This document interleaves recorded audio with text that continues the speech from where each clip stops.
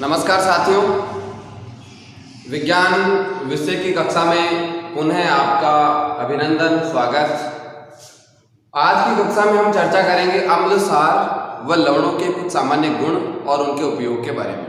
पिछली कक्षा में जैसा अपन ने अम्ल सार की जो परिभाषाएं अलग अलग वैज्ञानिकों ने दी उन पर चर्चा की थी, और आज हम उसी चैप्टर को आगे बढ़ाते हुए अम्ल व सार के कुछ सामान्य गुणों के बारे में चर्चा करेंगे। अम्ल और क्षार के कुछ गुण अपन ने पिछली कक्षा में अध्ययन किया था। जैसे अम्ल जो होते हैं स्वाद इनका खट्टा होता है ना, और क्षार जो होते हैं कड़वे होते हैं, ठीक है। और क्षार जो होते हैं चूने में साबुन के जैसे चिकने होते हैं। कुछ सामान्य गुणों के बारे में अपन ने पिछली कक्षाओं में चर्चा की। आज अपन इनके कुछ मुख्य गुणों के बारे में चर्चा करेंगे। पहला गुण, जैसे एक आपको ये भी बताया था, अम्ल जो होते हैं वो नीले लिटमस पत्र को लाल कर देते हैं, और क्षार जो होते हैं लाल लिटमस पत्र को नीला कर देते हैं। दो नाम मैंने आपको बताया था, अनिला और शालानी। अनिला और शालानी, ठीक है। अम्ल नीले को लाल करते हैं और क्षार लाल को नीला करते हैं। तो पहला गुण ये हो गया अपना, अम्ल जो होते हैं वो नीले लिटमस पत्र को कैसा कर देते हैं, लाल। जबकि क्षार जो होते हैं वो किसको, लाल को नीला करते हैं। मैंने शॉर्ट में लिखा है लाल को नीला, आप समझ जाना, लाल लिटमस पत्र को नीले लिटमस पत्र में बदल देते हैं। ये हो गया इसका पहला गुण। दूसरे गुण के बारे में हम चर्चा करें। अम्ल जो होते हैं वो धातुओं के साथ में क्रिया करके हाइड्रोजन गैस देते हैं। आपने सुना होगा कि जो खट्टे पदार्थ होते हैं इनको धातु के पात्रों में नहीं रखा जाता। जैसे अचार वगैरह होते हैं, है ना, नींबू का रस जो है, इनको धातु के पात्रों में नहीं रखा जाता। कारण क्या है, ये उन धातुओं से क्रिया कर लेते हैं, अभिक्रिया कर लेते हैं, नए उत्पाद में बदल जाते हैं। अपन को चाहिए कुछ और था और इनसे बन जाता कुछ और है, इसलिए इनको धातु के पात्रों में नहीं रखा जाता। खट्टे पदार्थों को धातु के पात्र में क्यों नहीं रखा जाता कि अम्ल जो होते हैं वो धातुओं से क्रिया करके हाइड्रोजन गैस देते हैं, नया उत्पाद बना लेते हैं, इसलिए इनको नहीं रखा जाता।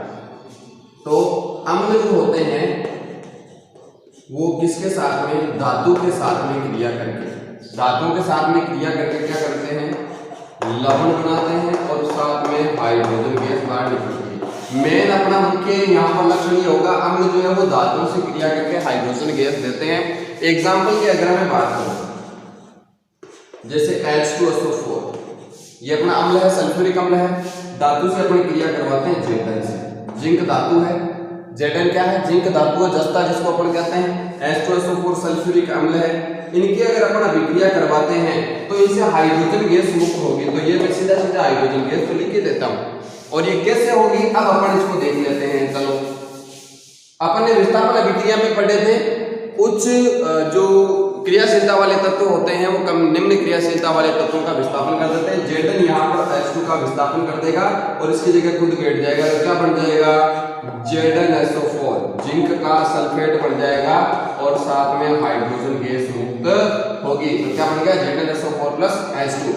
अम्ल जो है वो सभी धातुओं से क्रिया करके, मैक्सिमम लगभग अम्ल जो है वो धातुओं से क्रिया करके लवण बनाते हैं और साथ में हाइड्रोजन गैस का निर्माण करते हैं या हाइड्रोजन गैस का उत्सर्जन करते हैं। और अब हम बात करते हैं क्षार की। क्षार जो है वो धातुओं से क्रिया करके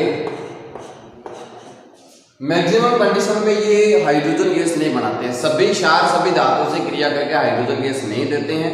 केवल एक जो है, केवल NaOH, आपने नाम सुना होगा, सोडियम हाइड्रोक्साइड, NaOH, ये जो है केवल जिंक धातु के साथ में क्रिया करके ही हाइड्रोजन गैस देता है। बाकी सामान्यतया सभी क्षार या सभी धातुएं जो है क्षारों से क्रिया करके या धातुएं क्षारों से क्रिया करके, क्षार धातु से क्रिया करके हाइड्रोजन गैस नहीं देते हैं। केवल ये एक है सोडियम हाइड्रोक्साइड, इसकी क्रिया अगर जेडन के साथ में करवा दी जाती है तो क्या बनेगा, Na2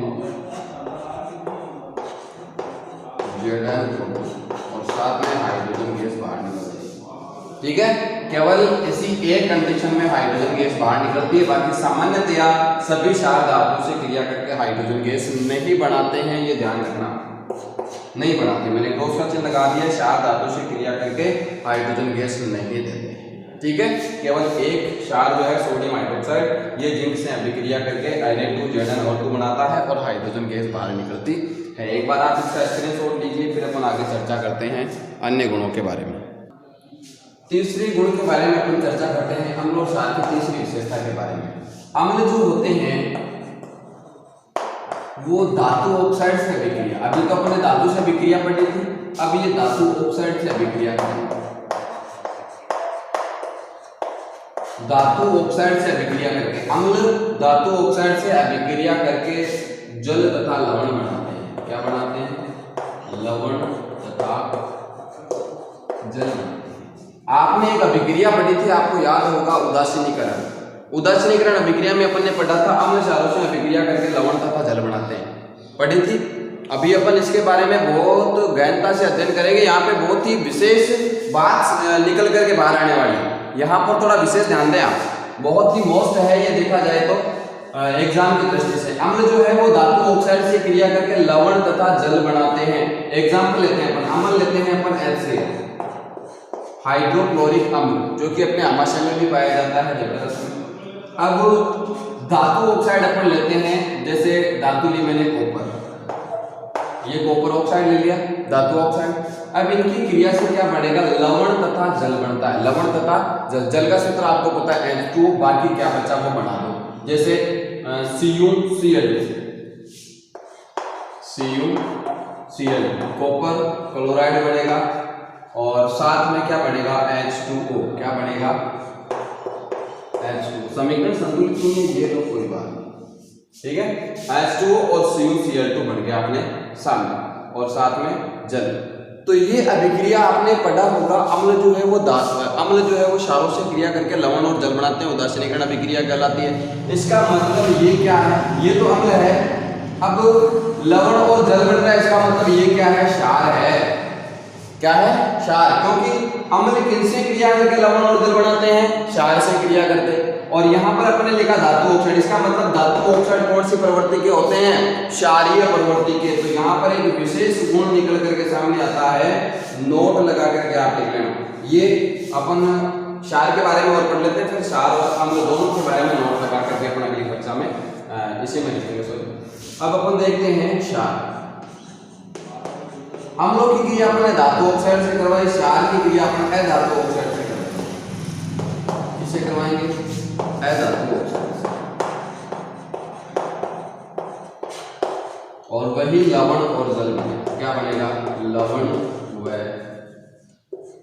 जल।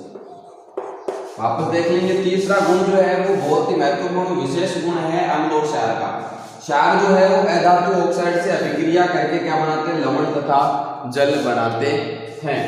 अपन लेते हैं क्षार, लेते हैं कैल्शियम हाइड्रोक्साइड, CaOH। ये हो गया अपना क्षार। कैल्शियम हाइड्रोक्साइड क्षार है, OH आयन देगा, क्या देगा? OH ion. तो इसका मतलब ये क्या है? क्षार है।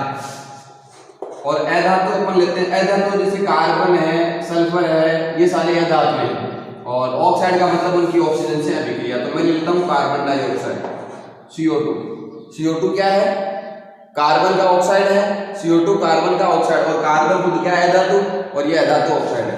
जब अपन किसी भी क्षार की अधातु ऑक्साइड से अभिक्रिया करवाते हैं तो लवण और जल बनेगा। क्या क्या बनेगा? लवण और जल बनता है।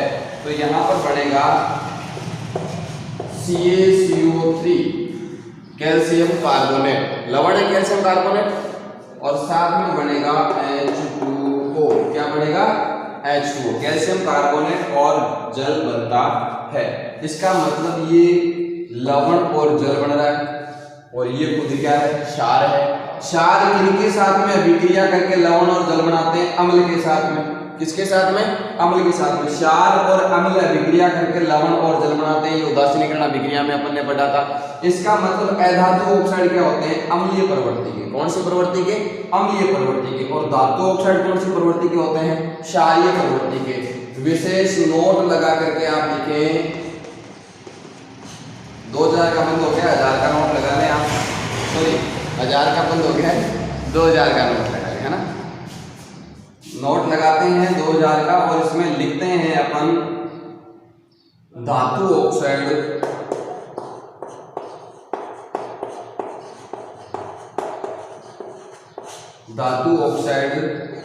अम्लों के साथ अभिक्रिया करके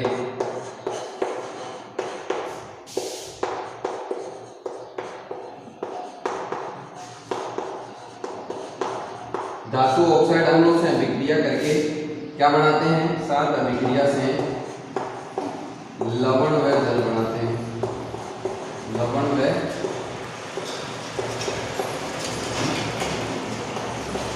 जल बनाते हैं। अतः कौन सी प्रवृत्ति के हो गए, क्षारीय प्रवृत्ति, अतः क्षारीय प्रवृत्ति के होते हैं।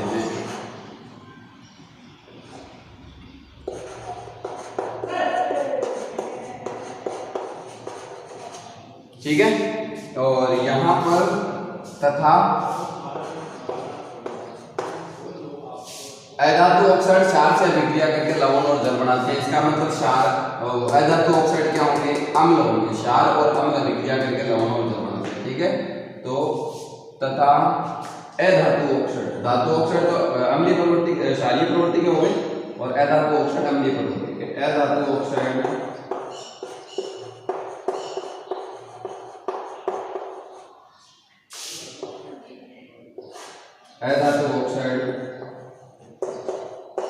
क्षारों से अभिक्रिया करके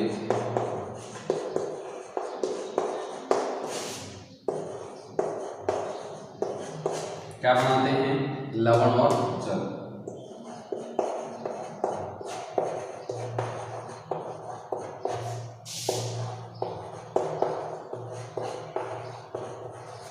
लवण व जल बनाते हैं, अतः कौन सी प्रवृत्ति के होंगे, अम्लीय प्रवृत्ति।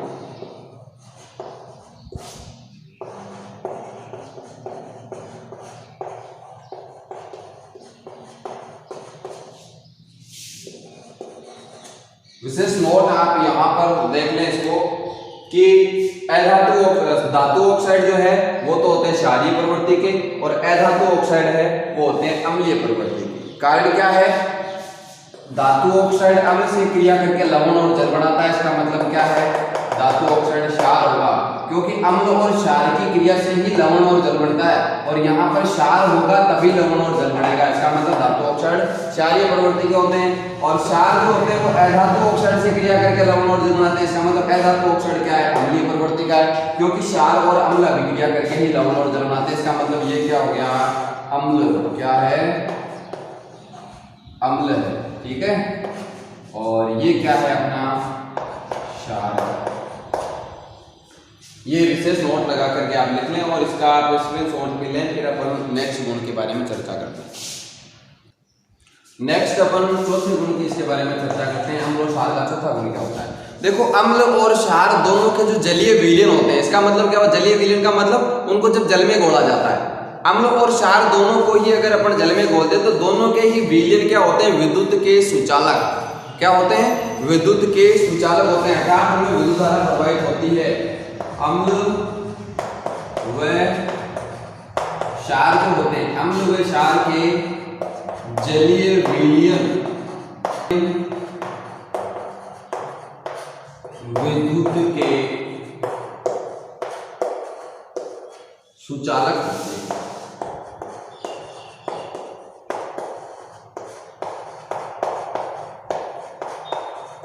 अतः इनका उपयोग किया जाता है विद्युत अपघट्य के रूप में, विद्युत अपघट्य।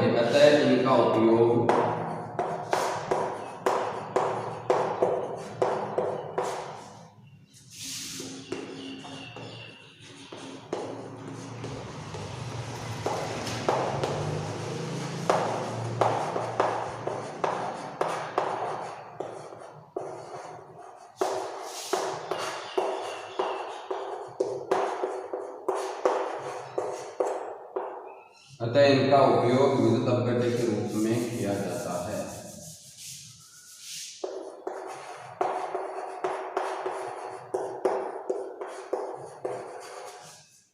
ठीक है। और चौथे गुण के बारे में अपन चर्चा करते हैं, जिसको अपन पिछली कक्षाओं में 3-4 बार इसके बारे में अध्ययन कर चुके हैं कि अम्ल और क्षार जो है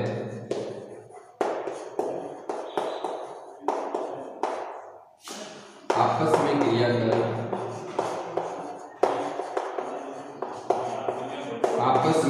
करके अपने गुण खो देते हैं, क्रिया करके अपने गुण खो देते हैं। गुण खो देते हैं इसका मतलब क्या हुआ, उदासीन हो जाते हैं दोनों।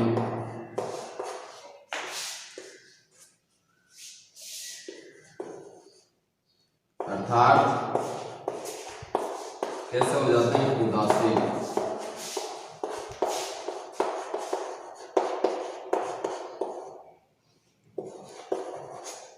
ठीक है, मतलब क्या हुआ अपना, अम्ल व क्षार आपस में क्रिया करके अपने गुण खो देते हैं और उदासीन हो जाते हैं। इस प्रक्रिया को अपन ने उदासीनीकरण नाम दिया था। और अपन ने इसकी अभिक्रिया लिख देते हैं उदासीनीकरण की। वैसे तो आपको मैंने 3-4 बार बता दी है, फिर भी ले लेते हैं NaCl, अम्ल और क्षार ले लेते हैं Na। अम्ल व क्षार की क्रिया से क्या बनते हैं, लवण और जल बनते हैं, उदासीन हो जाते हैं, अपने गुण खो देते हैं। तो क्या बनेगा, NaCl। NaCl क्या है, अपना साधारण नमक, और साथ में क्या बनेगा, H2O, जल बनेगा। क्या बनेगा, जल। अर्थात ये दोनों ही अपने गुण खो देते हैं, उदासीन हो जाते हैं। जो लवण बनेगा, नमक बना है, ये ना तो अम्लीय प्रवृत्ति का होगा ना ही क्षारीय प्रवृत्ति का होगा, उदासीन होगा, और क्या बनाएगा, जल बनाएगा। ठीक है, आज के लिए इतना ही। कल की अगली कक्षा में अपन चर्चा करेंगे अम्ल और क्षार के कुछ उपयोग के बारे में। यहाँ तक अपन ने इनके गुणों के बारे में अध्ययन किया, सामान्य गुण क्या क्या होते हैं, अब इनके उपयोग कहाँ कहाँ पर होते हैं अगली कक्षा में चर्चा करेंगे। वीडियो को लाइक, शेयर और सब्सक्राइब जरूर करें। धन्यवाद।